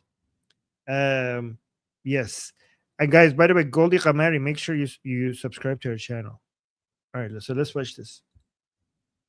I'm Iranian, and here's everything you need to know in less than 20 minutes about what's currently happening in occupied Iran with the nationwide strikes and protests by Iranians against the Islamic Republic that the mainstream media won't tell you. If you've been watching... By the way, as we watch this, I'm going to give you the link to... Hold on. I'm going to give you the link to Goldie's channel in the chat so that you guys... I'm Iranian, and... Wait, so you guys make sure you watch, you subscribe to Goldie's channel, okay? Do yourself a favor and subscribe to Goldie. Anyways, let's watch this. Iran this week, you already know that something huge is happening.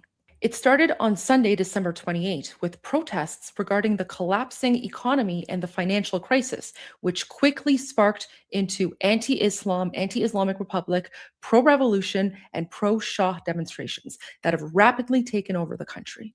Over the last 6 days, we have seen nationwide strikes by merchants, university students joining in, violent security crackdowns by the Islamic regime terrorist forces, reported deaths, Islamic regime officials attacking Iranians attending funerals, and mounting international attention, especially after President Trump gave an explicit warning to the Islamic Republic that the United States would intervene if the Islamic Republic does not stop murdering innocent Iranians. Events are still rapidly unfolding, but right now I'm going to walk you through exactly what happened day by day in the first 6 days, starting from December 28 until January 2nd. I'm also going to give you the important context from the Iranian perspective that you're not going to get from mainstream media or non-Iranian commentators. The immediate backdrop is the Islamic Republic of Iran's economic downfall. Inflation has skyrocketed to over 40%, and the rial, which is the official currency of the country, has collapsed to a historic low of 1.4 million rials to $1. So, guys, you might hear two words when it comes to Iran's currency: the word rial and the word toman or tuman. Okay, so officially it's tuman, but we call it toman in our day-to-day language, and that's the common term for it. Okay, so rial is the official currency of Iran, but many years ago every 10 rial is one toman, and Iranians actually use the word toman instead of the word rial. So if you hear two different words regarding Iran's currency and you get confused, like, what is it? Is it rial or is it toman? It's rial is the official, but toman, every 10 rial is one toman, and most Iranian people use the word toman. And yeah, so that's, now you know. Keep in mind, in 1979, when the Shah of Iran was still in power and before the Islamic dictatorship occupied Iran, the value of the rial was... Yes, somebody saying like cent and dollar. Yes, exactly. But it's basically instead of 100, instead of like every dollar is 10. Every toman is 10 rials. And before the Islamic dictatorship occupied Iran, the value of the rial was 70 to $1. So just put that into perspective. In 1979, 46 years ago, the value of the rial was 70 rials to $1. Today, it has dropped to a historic low of 1.4 million rials to the US dollar. On Sunday, December 28, because of the collapse of the rial, protests and strikes began to break out across central Tehran and various shops across the city. Shopkeepers shut down their stores in protest of the economic instability and financial collapse of the rial. Videos circulating from Tehran, the capital city of Iran, showed that these chants and strikes are growing. This first day was very significant for us Iranians because it didn't look like scattered anger. It looked like the start of coordinated market pressure. Massive store closures across the city. By the way, guys, if you're looking online for the value of the toman or the rial, you should be asking AI instead of like looking on Google, because I think Google or official websites, they report the government rate, which is not really the market rate. So in Iran, we have two rates. We have what officially the government recognizes as the rate, and then what the true rate in the market is actually is. So if you look up the rate online, you might actually get the government rate instead of the actual rate. So maybe asking AI will give you a better answer. Of coordinated market pressure. Massive store closures across the city, rapidly increasing crowds, and within hours of the first strike, we started hearing slogans and chants not about the economic crisis, but about who is responsible for the economic crisis and what shopkeepers want. In other words, the demonstrations quickly shifted from complaining about the economic collapse to calling for overthrow of the Islamic Republic, calling for revolution, and calling for the return of the Shah of Iran, His Royal Highness Reza Pahlavi II, who's currently in exile. At the same time, the Shah of Iran in exile, His Royal Highness King Reza Pahlavi II, put out a video message to Iranians in occupied Iran, encouraging them to continue the strikes, encouraging them to continue putting pressure on the Islamic Republic in order to overthrow them, and encouraging all Iranians to join in the peaceful demonstrations. By the way, guys, we got so lucky that Goldie is beautiful, because now a lot more people are going to, like, she's a really good representative for us Iranians, right? Like, she's like, oh my God, look, Iranians look like this. That's amazing. So, and I think she is, by the way, she is being shared everywhere, and her videos are going viral everywhere.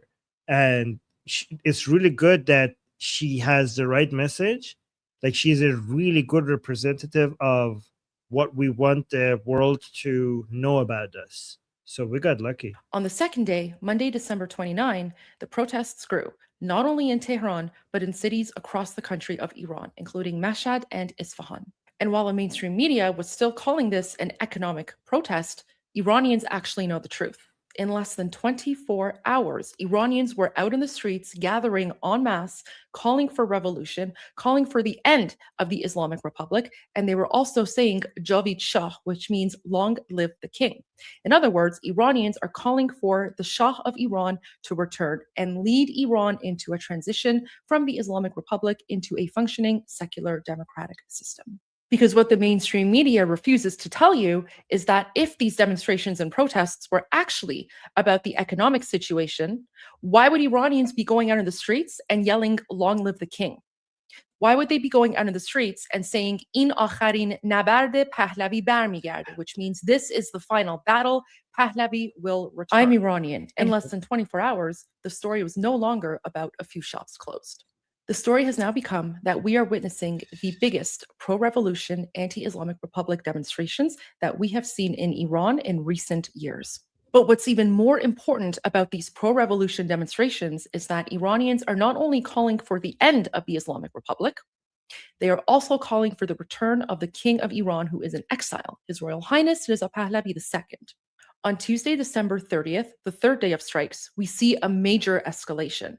The strikes have now spread to university campuses. And while Reuters and mainstream media still claimed that university students are joining in because of the economic collapse, the truth is actually much different. Because if the situation really was about the economy, why would the university students also be chanting, down with the dictator, long live the king, and this is the final battle, Pahlavi will return? Another chant from universities was death to the three corruptions, the Mag bar Sefased, Mullah Chapi Mujahid. Death to the three corruptions, the mullahs, the leftists, and the MEK, which makes me so proud that our universities chant death to leftists, while American and Canadian and European universities, they're chanting free Palestine, right? So our universities, which on average are more leftist than the rest of the population, universities usually are, but still, leftism has been so bad for Iran that even our university students are saying, death to the three corruptions. Death to the three corruptions, the mullahs, the leftists, and the MEK. By the way, when we say death to the three corruptions, we're not talking about people dying. We're not asking about people. This is not about killing people. This is a symbolic chant. It means it's a death of an ideology, not the people believing in that ideology. University students are often the engine of sustained protest movements. And so the fact that university students, not just in Tehran, but across various cities in occupied Iran, are now getting involved in the anti-Islam, pro-Shah, pro-revolution demonstrations, that's a pretty big deal.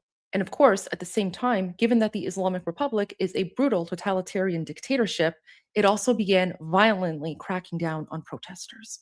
And keep in mind, the protesters had been pretty much peaceful up until that point.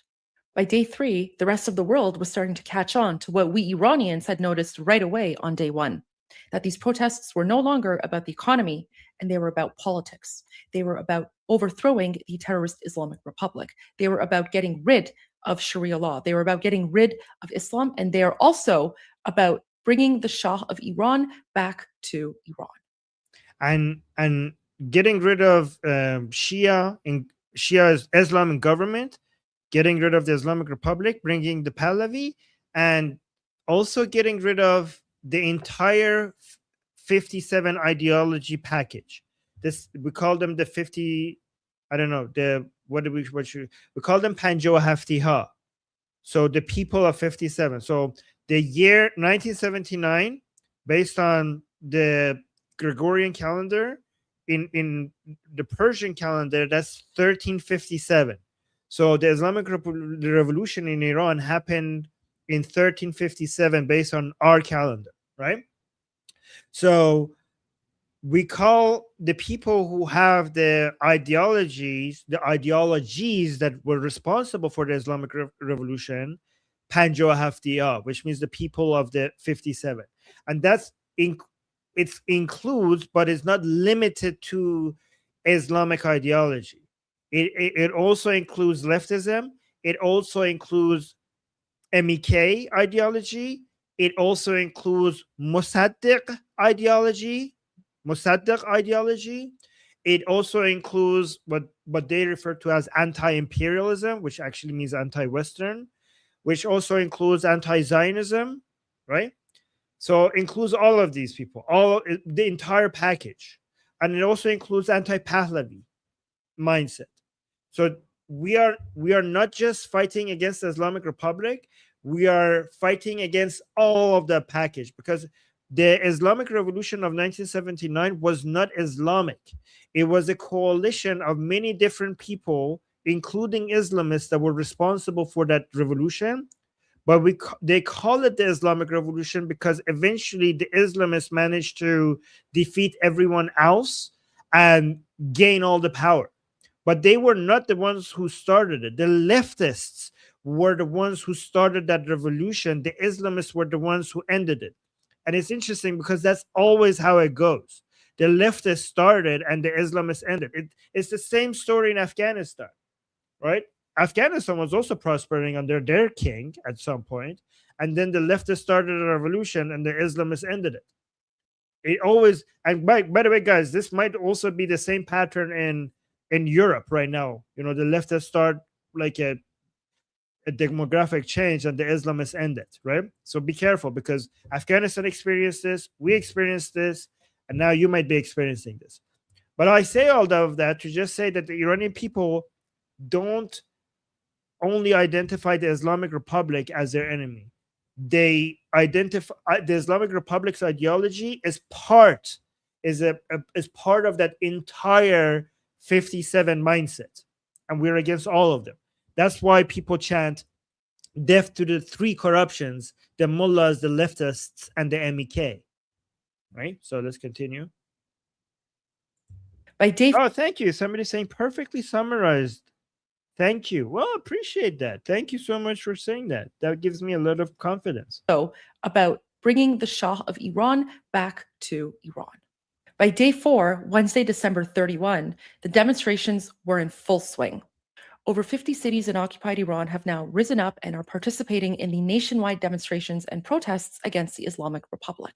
Massive crowds are coming out, and the terrorist Islamic Republic is, of course, responding with violence, shooting directly into innocent, unarmed crowds of Iranians.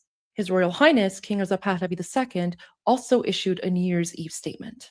My courageous compatriots, your presence in the streets across Iran has kindled the flame of a national revolution. The continuation and expansion of your presence and taking control of the streets is today our foremost vital priority. I call upon the people of Iran to join in with the nationwide strikes and protests.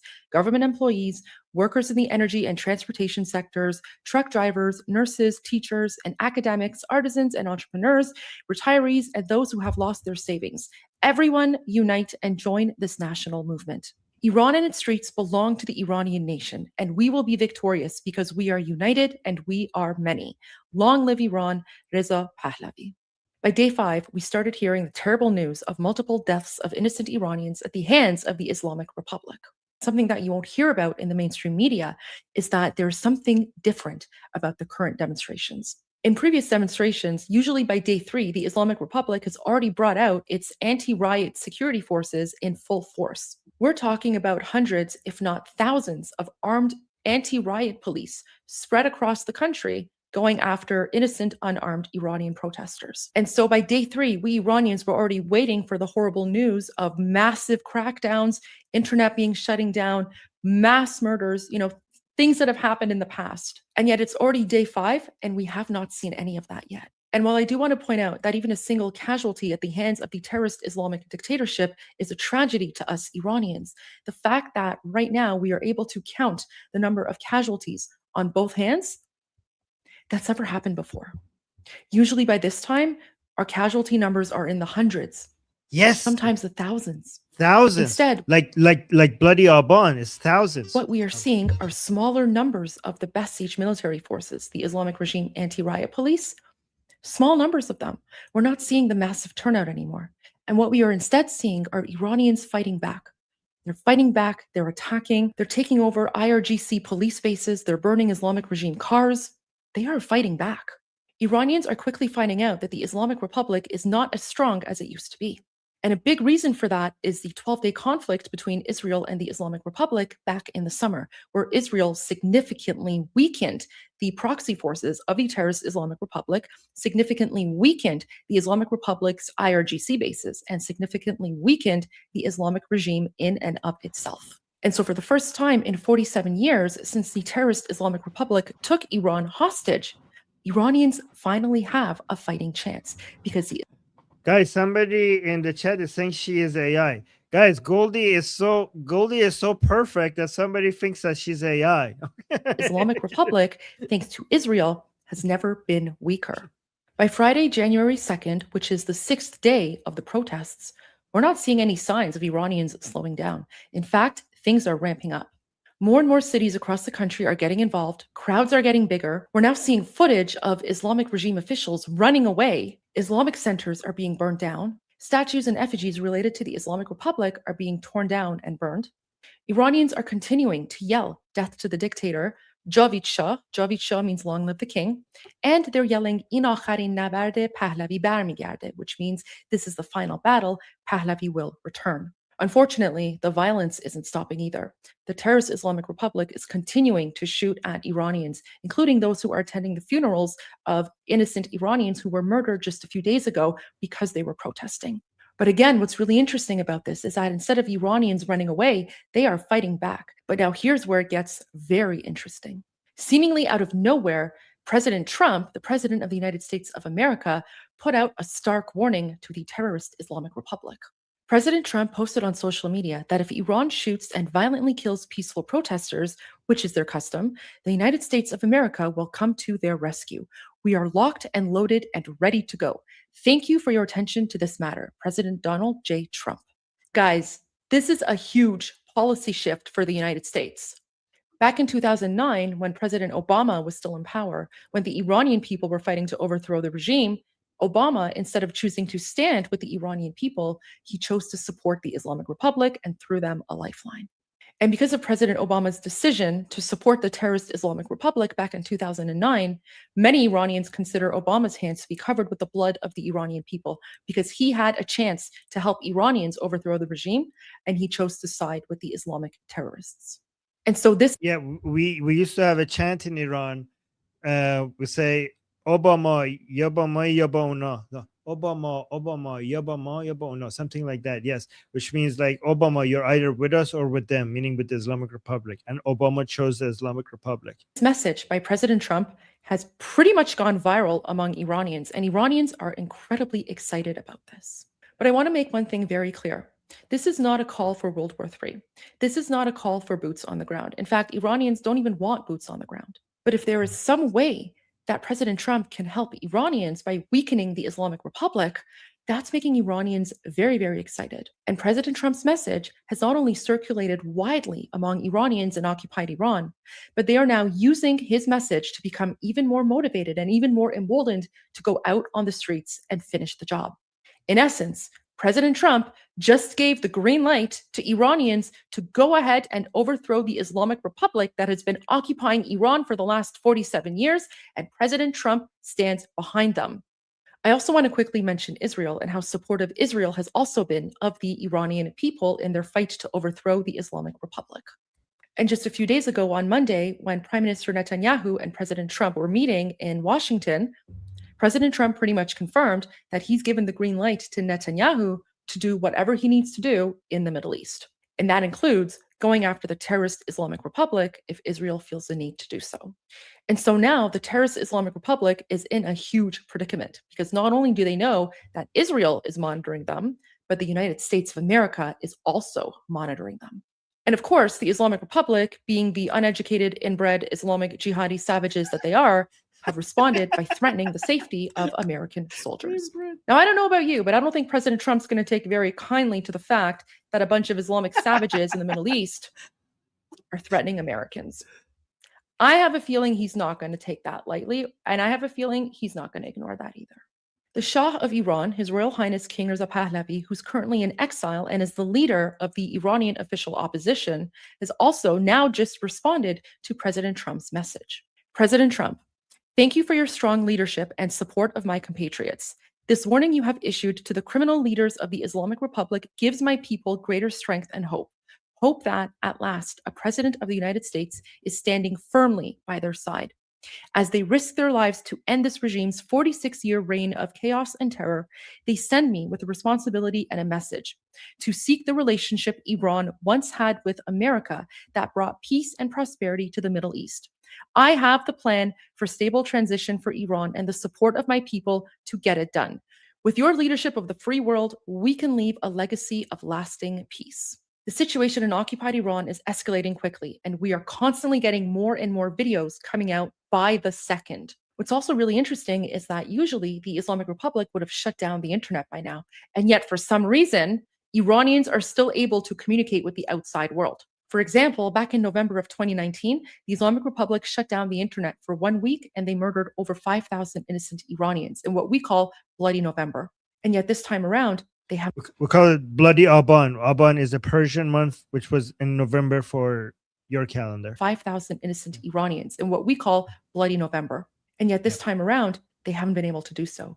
Iranians are still getting internet access, which makes me think that there might be someone or someones who are inside occupied Iran quietly helping Iranians behind the scenes by making sure that they have stable, reliable internet connection. I think it's because I mean, that's an interesting theory. I think it's because they know if they completely shut down the internet, it's going to signal that the revolution is on completely, fully, and they're scared. And it's going to bring a lot of international attention. And this time it's not going to be like Bloody Aban, where the whole world is going to ignore it. I think they're scared of what this will show to the whole world if they completely shut down the internet. But I mean, that's another interesting theory. So that Iranians can continue sharing with the world exactly what is going on in occupied Iran. If you want the latest updates and breaking news about what's happening in occupied Iran right now, make sure you subscribe to my channel and tune in to my live feeds. But for now... Yes, guys, Goldie, don't forget to Goldie's channel. Subscribe to her. I already put the link in the chat. I will put it again one more time. Hold on. Why did I close that window? Let me go to Goldie Qamari's channel. And there we go. All right, so I'm going to share two things with you guys in the chat. First, link to Goldie's channel one more time. And also, guys, in 2 minutes, I'm going to go into our discussion group. So come to our discussion group. We're going to go there and talk. By the way, guys, in our discussion groups, we have two types of events. We have the standard events, which is everybody could come in and talk. And then we have our premium events where our premium members can talk. But if you come to our standard events and you're just like a good contributor, like you open, like especially if people have good audio quality and especially if people open their camera, I'll just make you a premium member, right? So we have two types of group calls that you could join and talk to us and to me and the rest of the team. One is the standard events and the other one is the premium events. In our standard events, if I see like you have good audio quality and you are good contributions, I'll just manually go and turn you into a premium member, okay? So again, I'll put the link again in the chat. The link to our discussion group is also in the description. So come over there and have a talk with the rest of us. We'll discuss Iran and Venezuela and everything else in world politics and also religion. Okay, so come over there. And yeah, this was great. And I'll see you guys again tomorrow. I'm Israel Chai, Javid Shah. Love you guys. See you soon. Mwah. Bye.